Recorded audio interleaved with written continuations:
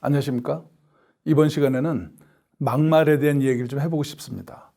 조직 내에서 막말하는 사람들이 있죠. 요새 소통이 중요하다고 하는데 좋은 표현을 잘 전달하는 것도 중요하지만 자기 마음에 안 든다고 해서 자기의 권력을 사유화해서 타인에게 아픔을 주고 고통을 주는 그런 막말도 존재합니다. 막말은 조직 내에서만 있는 것이 아니라 우리 사회 어디에도 있죠. 그래서 가끔 이제 뉴스를 보다 보면은 막말하는 사람들, 정치인들, 기업 내 갑질하는 사람들, 아니면 그냥 비슷한 사람끼리 막말하는 경우가 있죠. 그럼 막말은 왜 할까요? 그래서 이 막말이라는 것은 자기 생각이나 느낌을 무례하게 일방적으로 함부로 표현하는 것을 막말이라고 할 수 있겠습니다. 근데 막말도 유형이 있어요. 5가지로 이제 정리해 볼 수 있는데요. 첫 번째는 교만형이 있어요. 두 번째는 무능형, 세 번째는 뻔뻔형, 네 번째는 배신형, 5번째는 비열형이 있습니다. 참 많이 있죠. 막말에 대한 유형을 살펴보기 전에 우리가 왜 말을 조심해야 되는지 한번 생각해 보죠. 말을 왜 조심해야 되냐면 마음보다 머리가 더 빠르고 우리 머리보다 입이 더 빠르기 때문에 말해놓고 말을 뱉어놓고 후회하는 경우도 꽤 있는 것입니다. 자, 그렇다면은 아까 말씀드린 막말의 유형 첫 번째가 뭐냐면 교만형입니다. 교만형은 뭐냐면 말 그대로 자기가 성공을 이루었고 직급이 높고 권력을 갖고 있다 해서 막말하는 거죠. 즉 자기의 성공을 자랑하고 싶은 마음에서 강하게 자기 의사를 표현하는 거예요. 막말을 해도 상대방이 저항할 수 없다는 것을 알고 그걸 즐기는 거예요. 막말에는 쾌락이 담겨 있기 때문이죠. 그래서 이게 반복되는 거예요. 막말할 때마다 고통스럽다면 만약에 두통이 온다면 이건 반복되지 않겠죠.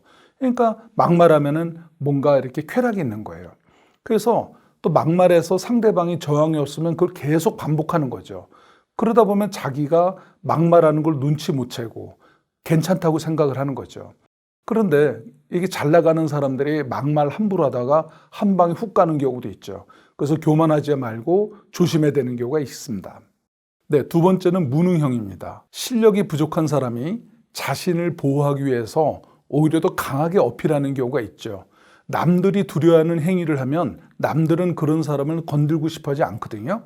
그렇기 때문에 자신을 돋보이는 방법 중에 하나는 뭐냐면 저급한 막말을 하는 거예요. 무식하니까 그런 거죠. 무능하니까 그런 거예요. 무능할수록 혹은 불안할수록 더욱 막말은 거칠어지는 거죠. 막말도요, 자꾸 하면 이 강도가 세집니다. 나중에는 이게 내성까지 생겨서요, 막말의 수위 조절이 안 돼서 정신없이 막말을 쏟아내는 경우도 있는 것이죠. 무능한 거죠. 그 다음에 세 번째는 뻔뻔형입니다. 예의가 없는 겁니다. 자기가 무슨 말 하는지도 모르고 상대방의 고통이나 상대방에 대한 예의나 그런 건 아예 애초에 없는 거예요. 자기가 잘못했다 할지라도 이것을 절대 인정하지 않고 오히려 뻔뻔스럽게 품이 없는 막말을 쏟아내서 상대방을 공격하는 경우가 바로 뻔뻔형입니다. 그리고 이 뻔뻔형들의 특징은 반성이 없어요. 죄책감이 없기 때문이죠. 내가 할 말 하는데 뭐가 잘못이야? 내가 내 말 하겠다는데 뭐가 문제야? 이런 거죠. 그래서 자신의 막말을 정당화하거나 자기 막말에 스스로 매몰돼서 그런 실수를 범하는 경우가 있는 것이죠. 네 번째는 배신형입니다. 여러분 어떻습니까? 자기가 자기 이익 때문에 다른 사람을 배신하거나 갑자기 입장을 바뀌었을 때 오히려 강하게 어필하는 거죠. 자기를 정당화하는 거예요. 자신의 이익을 늘 우선시하기 때문에 이런 유형들은 자신의 이익에 위반되면 언제든지 자신의 가치와 소신을 바꾸게 되죠. 염치가 없으니 배신은 부끄러운 일이 아닌 거예요. 이들에게는요. 그리고 배신의 명분을 상대 탓으로 돌리고 자신은 매우 공정하고 타당한 선택을 한 것처럼 자신을 방어하는 거죠. 이런 사람은 말갈족이라고도 합니다. 말을 갈아타듯이 이 말했다 저 말했다는 거죠. 이들은요, 사람 관계에서도 비슷합니다.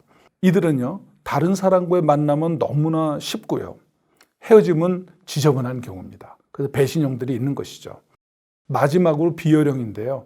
우리가 보통 막말하면 이 비열형을 대표적으로 얘기하는데요.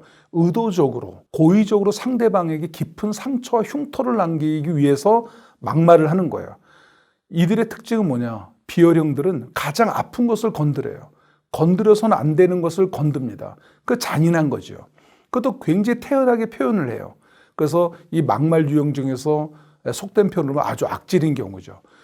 예를 들어 집단의 이익만을 위하거나 그 집단 내에서 본인이 유리해지기 위해서 더욱 강한 막말을 자랑하는 것이죠. 근데 이성적 판단은 없고 집단의 논리와 집단의 이익만 대변하는 사람들, 이런 것이죠. 어스와 댐이에요. 우리 편이냐 아니냐에 따라서 다른 편 같으면 무조건 맹비난을 한다든지 비열한, 유치한, 치사한 그런 막말을 하는 것이죠. 여러분은 어떻습니까? 이 막말은 개인의 정서입니다. 나빠진 거죠. 또 나쁜 걸 인정하지 못하는 거예요.